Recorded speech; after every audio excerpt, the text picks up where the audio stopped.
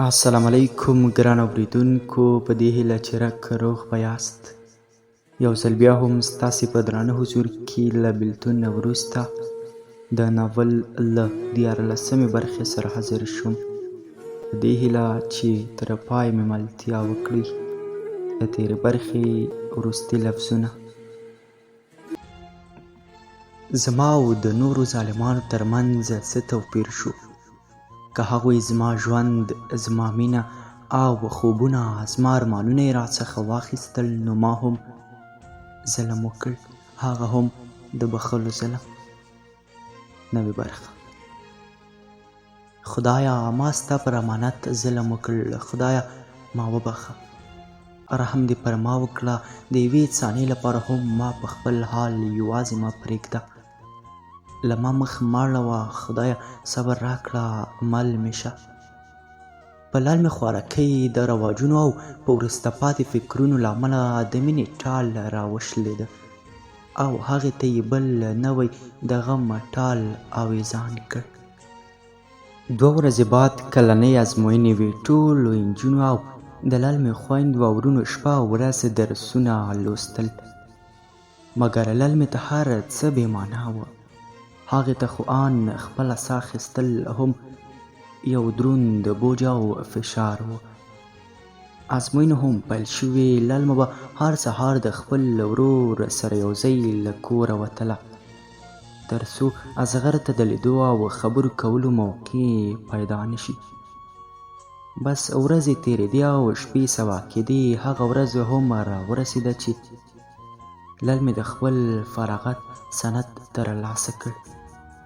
اصغر چې خپل د پوهنتون فراغت سند ولید، اوښکې پرې د پسرلي د باران په شان راولوېدې او سند یې لوند خیش کړ. هغه ژمنه یې چې لل مې ته ورکړې وه ور یاده شوه: زما خوږې لل مې، بس په کومه ورځ چې مې د فراغت سند ترلاسه کړ، په هماغه ورځ مې مور ستا مرکې ته درلېږم، لکه د یوې شهزادګۍ په څېر به دې واده کړم. للمه هم همدې یادونو د صنف په یو کونج کې په سرو سترګو ژړول.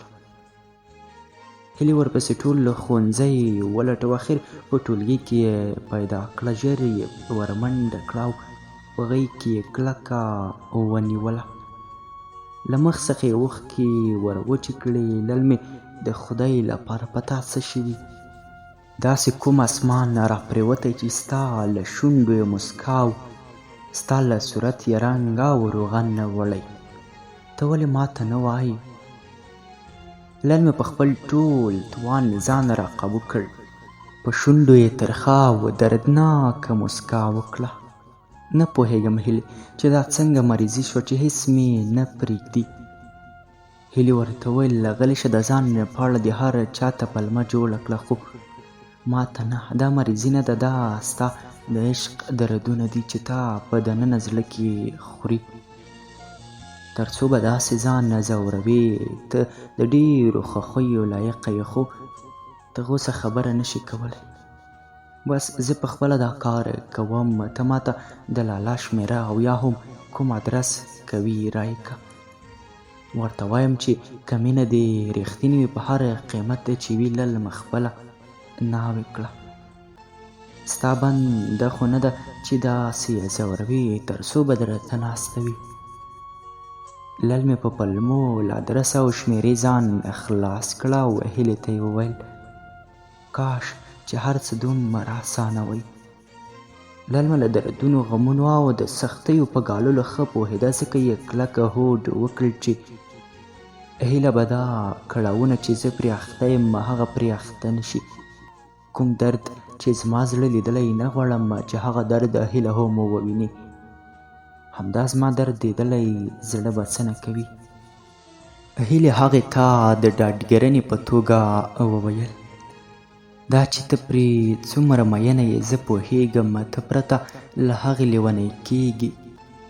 ځواني د خاورې ایرې کېږي. په همدې خاطر هېڅکله خپل همت او موخه له لاسه مه ورکوه. د خپلې مینې نه دې مه په شا کېږه. ژوند او مینه یو ځل کېږي. مبارزه وکړه او لاس ته یې راوړه که یو انسان هر څومره د سره راوتو د لمر لاندې په دښتو او ډاګونو کې مزل وکړي اخره هم ودانۍ او سمسورتیا ته رسیږي. د رښتینې مینانو عزم ډېر لوړ او ارادې یې ډېرې قوي وي چې کولی شي د زمانې هر زورور توپان له منځه یوسي او ماتې ورکړي. ته هم په یو حال کې د هم خپله مینه مه پرېږده، هغه ته د رسېدو لپاره له هرې لارې چارې کار واخله. لر مې نور د دې خبرو د اورېدو توان نه درلود او خبره یې بدله کړه. هیلې نن زموږ وروستۍ ورځ ده د ښوونځي. هیلې بیا خبره ګرمه کړه، نو څه توپیر کوي؟ زما واده هم کېدونکی دی. کله چې د اصغر د ناوې په توګه هلته لاړم بیا به دې هره ورځ وینم. د للمې زړګی نری څړیکه وکړه او بې اختیاره یې پر مخ مړې اوښکې روانې شوې. ژر پورته شوه او نورو نجونو سره د خدای پامانۍ په پلمه لاړه. للمې ته پرته له اصغره دا نړۍ د دې نړۍ هر څه بې رنګه بې خونده او بې حسه ښکارېدل. د اصغر پر سر غمونو انبار او زړه یې راډک و. څو ځلې یې للمې ته لیکونه ولیکل خو هغې هېڅ جواب ورنه کړ، ځکه للمې نه غوښتل چې د خپلې ملګرې چې د خور نه هم ډېره بارزښته او ورته ګرانه ده ژوند یې خراب کړي او د هغې خوښۍ یې ترې واخلي. د اصغر د واده تیاری هم په ډېر لوړ شان سره نیول شوی و. خلکو به هره شپه ورته نکریزې راوړلې، سازونه او موسیقي به غږېدلې، مګر د اصغر په زړه اور بل و. زړه او فکر یې ټول د للمې په لور و. یوه ثانیه هم له یاده نه وتله. دا د واده مراسم ورته د خپلې جنازې په شان ښکارېدل. د رواجونو زولنو د هغه لاسونه تړلي و، بس به بې وسۍ د خپل ژوند او ارمانونو د بربادۍ ننداره کوله. خو د زړه ارادې یې لا هم هسکې او قوي وي. هغه کله هم دا فکر نه و کړی چې للمه به هېره کړي او یا به هغه بل چا ته پرېږدي. د اصغر پلار هم پوهېده چې اصغر خطرناکې ارادې لري، په همدې وجه یې د واده په ترسره کولو کې بیړه وکړه او په نورو لارو چارو هم فکر وکړ. ناڅاپه یې فکر ته د للمې د بې عزتۍ خیال راغی. که للمه بدنامه شي نو اصغر به یې هېره کړي او هغه به یې پرېږدي. د خپل جیب نه یې خپل موټر چلوونکي ته یو بنډل پیسې راوویستې. موټروان چې دومره پیسې یې په ژوند کې نه وي لیدلې، په لیدو یې سترګې رډې ور پاتې شوې.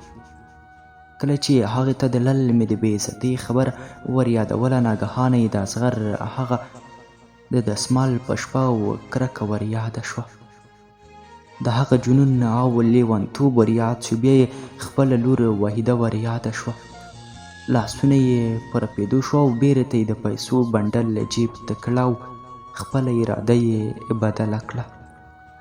د ماښام تیاره تورتمه د انګړ دروازه په ډېرې تیزۍ وډبېده.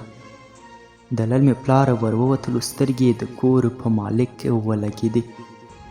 په ورین تندي ورسره روغبړ وکړ. د کور مالک په تندي د خفګان کرښې جوړې وې. ډېره یې خوله یوه او بله خوا وخوځوله، خو آخر اصلي موضوع ته راغی. مالک د للمې پلار ته وویل په بخښنې سره وروره ځان ته د بل کور پیدا کړه او ما ته دا کور خالي کړه. د للمې پلار حیران شو چې زموږ قرارداد وخت خو لا هم په دې کور کې پاتې دی، ما خو پیسې هم درکړي. د کور مالک یو سوړ آسویلی وکړ. زه یو غریب سړی یم او په همدې کور خپله روزي اولادو ته پیدا کوم. زه په خپله خوښه تاسو نه وباسم، بلکې د مجبوریت د بل زورواکي په امر تاسو وباسم. زه یو بېوسه سړی یم، که دا کار ونه کړم په کور به راته دعوه واچوي. د للمې پلار په حیرانۍ وپوښتل دا څوک دی او د څه لپاره دا کارونه کوي؟ د کور مالک ورته هر څه وویل او د للمې او د اصغر د مینې څخه یې خبر کړه او ورته یې وویل چې د د اصغر پلار دا هم ویل که زوی مې په ځان کومه بلا راولي او یا هم کومه غلط کار ته لاس واچوي نو ملامت به بیا ته وي. بیا دې د زانګو ماشوم هم رانه په اسانۍ ژوند نشي کولی. د للمې په پلار سره وګرځېد، ژر یې دیوال ته ځان تکیه کړه او ښه شېبه ناست او بیا کور ته راغی.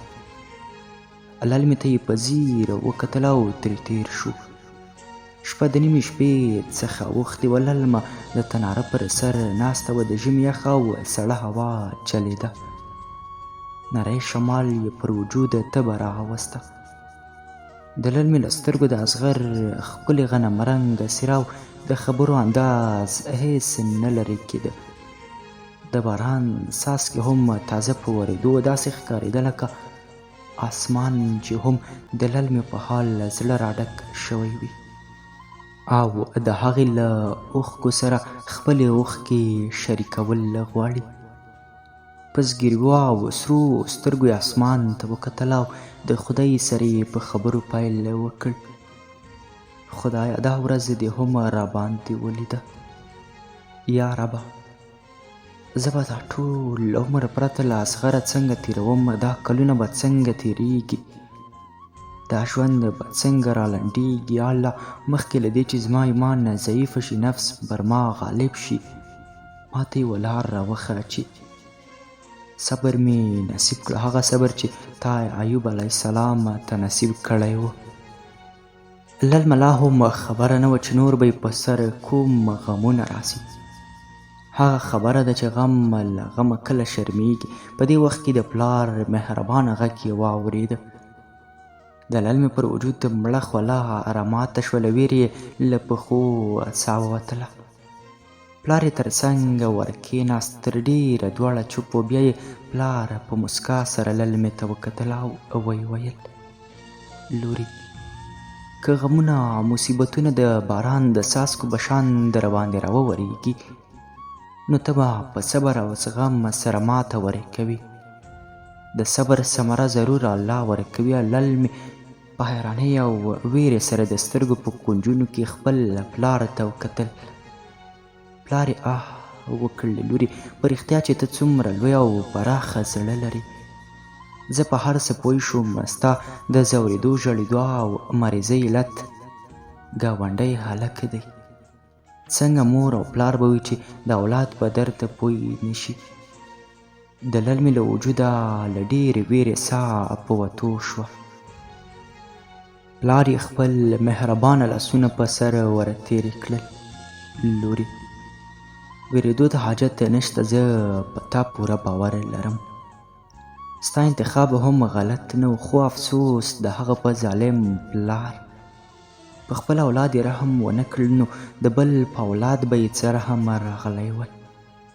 لورې تا ډېر کړاوونه ولیدل، خو نور زه تا د دې هر څه له لیدو او اورېدو خلاصوم. لورې ستا مشر ورور په کابل کې د رسوایي او یوازې دی د تره په تش کور کې اوسېږي. زه غواړم چې موږ هسې هم کډه یوسو.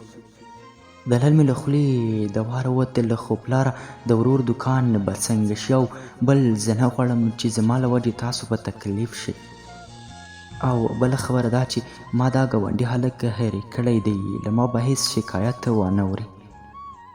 زه به کله هم تا خفه نه کړم، نه به داسې کار وکړم چې ته پرې بې عزته شي. پلار یې مسکی شو. لورې زه پوهېږم چې ته د هندارې په شان پاک زړه لرې. زه ستا له وجې نه ځم، دا تکلیف نه دی. پاتې شوه د دوکان خبره. هغه هر څه به هم یوسو او هلته به دوکان جوړ کړو. للمې ټوله شپه په فکرونو او سوچونو تېره کړه او کابل ته د ورتګ د ټولو لپاره ښه په فکر ورغلو. که زه د اصغر له سترګو لرې او پناه شم، بیا کیدای شي د هیلې او اصغر ژوند سره سمون وخوري. هیله یوه ښکلې او هوښیاره نجلۍ ده. کیدای شي یو وخت د اصغر هم خوښه شي او خوشحاله ژوند پیل کړي. زه خو هسې هم د خپلې مینې د خپل خوږ اصغر خوښي غواړم. بس د نړۍ ټول خوشحالیانې دې د هغه په نصیب شي. سهار یې خپل پلار ته د هو پرېکړه ورکړه او د کور سامان په ټولولو یې پیل وکړ. راتلونکې شپې ته د اصغر د واده مراسم و او د نکریزو د شپې میلمستیا یې د ناوې په کور کې نیولې وه. د للمې مشر ورور ماښام کیدونکی و چې کډه یې بار او موټر یې حرکت وکړ، مګر د للمې پلار او کورنۍ په بل موټر کې سبا سهار د تلو نیت وکړ. شپه له نیمایي په وختو وه. للمه لا هم ویښه سر په زنګون د کړکۍ مخې ته ناسته او په سرو سترګو ژړېده. ناڅاپه د کړکۍ شیشه ودرېدله. للمې ژر د خپلو خویندو په لور وکتل، خو ټول ویده وو. بیا یې د کړکۍ څخه سر وویستلو چې د واره پرې چا حمله وکړه. په خوله یې ورته لاس کېښوده او په غېږه کې یې له کړکۍ راکش کړه او د باندې یې راوویستله. للمې څو کلکې لغتې په پښو ورکړې، په بل ځل لغتې سره پښه نیولې شوه. د هغه غېږې او وجود څخه اشنا او خوږه خوشبويي احساس کړه. زړه یې ګوګل کې په درزېدو شو او مخ ته یې پورته وروکتل. سړي غوښتل چې ټینګ یې په غېږ کې ونیسي، په سینه یې سره کېږدي او اوښکې پرې تویې کړي. ښه ډېر یې سترګو ته وګوري او ښکل یې کړي، خو بېوسي او مجبوري، بېلتونه، دود او دستور. للمې ژر د هغه له غېږه ځان آزاد کړ. په تا څه شوي؟ لیونی شوی یې؟ دلته څه کوي؟ اصغر په ډکه ستوني وویل، نور د بېلتون نشم زغملی، همدومره درد بس دی. زه او ته هم د خوښۍ حق لرو، په خپل ژوند کې د فیصلې کولو حق لرو. دا حق موږ ته دین رسول الله راکړی. للمې لاس دې راکړه، دواړه له دې ځایه لرې ځو، واده به وکړو. زه به دې لکه د ګل او یوې شهزادګۍ په څېر وساتم. بیا یې له ځمکې تور بیک ته لاس کړه او للمې ته یې خلاص کړ. ګوره، دا یو بکس روپۍ د هر ډول کور چې وغواړې، که خارج ته تلل غواړې، هر ډول سره او سپین چې غواړې، له تا به یې ځار کړم. د دنیا ټول نعمتونه به دې د پښو لاندې کړم. راځه ما سره لاړ شه او د دواړو ژوند له بربادۍ وژغوره. للمې په ډېره تعجب د هغې څېرې ته وکتل. شېبه وروسته یې خوله وخوځوله. اصغره، زما باور نه راځي چې ته به دومره کوچنی فکر ولرې. زه او ته د دې حق نه لرو چې د خپلو خوښیو لپاره د خپلو پلرونو او نیکونو عزت او شملې پر ځمکه راوغورځوو. تا خو یوازې د خپل ځان او زما په اړه فکر کړی. هیله به څنګه شي؟ زموږ کورنۍ به څنګه کېږي؟ تا د دې پایلې ته فکر کړی؟ اصغر هغه له اوږو ونیوله. ګوره للمې، زه له تا پرته مړ کېږم. یو ځل له موږ واده وکړو، بیا به زموږ کورنۍ د هر څه ومني. للمې په غوسه د هغه لاسونه له خپلو اوږو لرې کړل. دا کار به کله هم ونه شي. زموږ کورنۍ به کله هم موږ ونه بخي. د هیلې ژوند به برباد او بې سرنوشته شي. زموږ کورنۍ به د شرم نه د دوو نفرو په مقابل کې سترګې پورته نه کړي. دواړه کورنۍ به په دښمنۍ اخته شي. زه او ته به بیا څنګه ښه ژوند او خوشحالي ترلاسه کړو؟ هره ورځ به د وجدان العذابه مړه وو. اصغر په قهر مینې ژړا او سلګیو سره زارۍ او منتونه للمې ته شروع کړل. للمې ورته لکه د شمعې غوندې ویلې کېده. لاړ شه، قربان دې شم، څوک به راشي، نورې زارۍ مه کوه. اصغر وویل، له ځایه یو قدم هم نه اخلم. یا به راسره ځې یا به دې په څنګ کې مړ کېږم. هر څه چې کېږي ودې شي، خو له تا نه ځم. للمې خپلې سلګۍ کابو کړې او په جدي انداز یې وویل، له تا سره یو قدم هم نه اخلم. ستا کورنۍ او ستا پلار ظالم دی، زما کورنۍ نه ده. ځکه زه د خپلې کورنۍ او پلار عزت د خپلې مینې قرباني نه ګرځوم. دا چې له تا سره وتښتم، ښه دی چې زهر وخورم او ځان مړ کړم. اصغر په دواړو لاسونو کې خپل سر کلک ونیو او ویښته یې کش کړل. بایک را واخیسته او د لیونو په شان یې د لل مې بیا حمله وکړه. لل مې پرې کلک وتړله او په غېږ کې یې پورته کړه او په زوره یې روانه کړه. لل مې ډېرې لاسونه او پښې ووهلې. اصغر ته یې په خپل توان سره لغتې او سوکان ورکړه، خو اصغر پرې ځان نه پوهاوه او په تیزۍ سره روان و. هغې له مخکې نه د دې کار پلان جوړ کړی و. د انګړ دروازه یې له مخکې خلاصه کړې وه. للمه یې له کوره وویستله او موټر ته یې پورته کړه. د موټر دروازه یې وتړله او موټر یې چالان کړ. للمې په بنده خوله هغه ته ډېر عذرونه او منتونه کول، خو اصغر د هغه په مینه کې ړوند شوی و. د هغه بېلتون او د پلار دې ظلم د هغه هوش او عقل اخیستی ول. کله چې موټر حرکت وکړ نو للمې ژر ژر د موټر شاوخوا وکتل. له موټر یې له یوې کوڅې څخه ووت. للمې سترګې په موټر کې د کرکټ په بیټ ولګېدې. خپل لړزان د لاسونه یې راواخیسته. هغې ته د نوي ژوند او د راتلونکي کیسې او ډاډګرنې ورکولې او همداسې لګیا و. للمې په نزله هغه د شانه په بیټ وواهه. موټر هم کنټرول له لاسه ورکړ. اصغر په څنګ للمې ته وکتل. للمې، ولې ته هم ظالمه شوې؟ ناڅاپه موټر ګړز تېر کړ. للمې پړ مخې پر سیټ ولګېده. موټر یې له ونې سره ټکر وکړ او ودرېد. د اصغر سر په څنګ وځړېده او سرې وینې ترې روانې شوې. للمې پرې چیغې کړې او د هغه سر یې په خپلې سینې پورې کلک ونیوه. ما ته وګوره، سترګې دې خلاصې که، ته ما یوازې په دې نړۍ کې نشي پرېښودی. پورته شه، یو ځلې سترګې خلاصې که، که بیا دې چې هر ځای وغواړې در سره ځم، آن دوزخ ته هم در سره ځم. للمه په همدې فریادونو کې وه چې د موټر شیشه چا په ګوتو ودرزوله. للمې په ویرجنو سترګو ور وکتل. تورتم دومره تیز و چې د چا څېره نه پېژندل کېده. للمه هک حیرانه وه. شیشه داسې درزېده چې لږ پاتې وه ور ماته کړې وه. ناڅاپه د اصغر په جیب کې موبایل وشرنګېد. للمې چې پر شیشې نوم ته وکتل نو ژر یې پورته کړه او له خولې یې بې واره دا کلمې سر شوې: ما ووژلو، ما خپل ژوند ووژلو. د اصغر ورور وویل: هله د موټر دروازه خلاصه کړه، زه یم. للمې دروازې ته لاس ور تېر کړه او خلاصه یې کړه. بیا یې هماغه جملې تکرارې کړې. هلک پرې غږ وکړ: ارامه اوسه، ستا ژوند نه دی وژل شوی، یوازې بېهوشه شوی. للمې ژر ور وګرځېده او په غېږ کې یې کلک ونیوه. د اصغر په وینو یې سینه تکه سره شوه. خپل ټیکری یې څیرې کړ او سر یې پرې کلک وتاړه. په ویښتو کې یې ګوتې ور تېرې کړې او ښکل یې کړ. د هغه سترګې بار بار چپ کړې او په سرو سترګو ترې راپورته شوه او په تورتم کې ترې په منډو شوه. د اصغر ورور له مټه ونیوله او ویې ویل: مه ځه د ورور او په خپل حق دې دا ظلم مه کوه. ورور مې مه پرېږده، وروسته به هر څه ښه شي.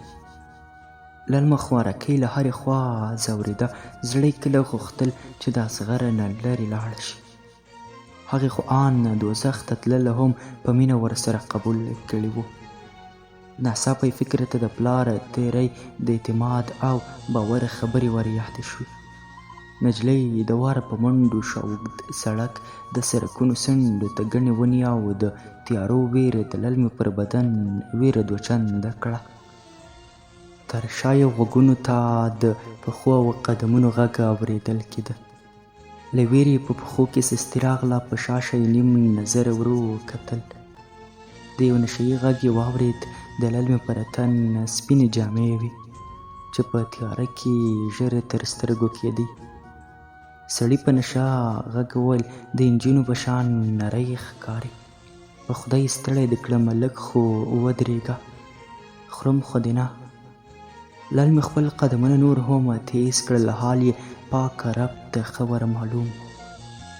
کله چې خپلې دروازې ته ورسېده نو دروازه تړلې ښکارېده. نشه هم د هغې څنګ ته ور نږدې کېدو للمې خدای ته په زارۍ شروع کړه چې ته مې عزت وساته. بیا یې په دروازه زور واچوه، مخ یې د نشې په لور واړوه. 2-3 قدمه ترې لرې وه چې نشې د شا نه لاس ور تېر کړ. ناڅاپه دروازه خلاصه شوه او للمه فوراً دننه شوه. خپل ځان یې دروازې ته تکیه کړ. نشې په دروازه زور واچوه. د للمې له سترګو تورتم د دروازې زنځیر ورک کړ. لکه د ړندو یې په دروازه ګوتې وهلې او په پوره زور یې دروازه نیولې وه.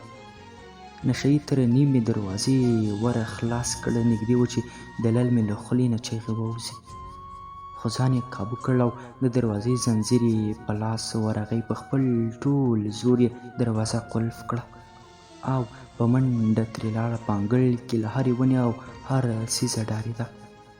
ژر په خپلې کوټې ننوته او په ځان یې کمپله کش کړه. په کور کې ارامي وه، ټول په درانده خوب ویده وه. د للمې په زړه داسې ویره ننوتې وه چې ان له خپلې په ځان پرتې کمپلې هم وویرېده. له ویرې یې د سترګو اوښکې هم وچې شوې. سهار د اذانونو وخت و چې ټول پورته شول. لمونځونه یې ادا کړل او د کابل په لور یې حرکت وکړ. د للمې رنګ د نارنج په شان تږې ژیړ اوښتی وه.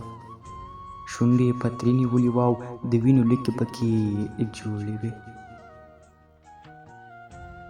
ګران اورېدونکو، دا وه له بېلتون وروسته د ناول 14مه برخه. تر بیا ورتلونکې برخې تاسې په پاک او مهربان رب سپارم.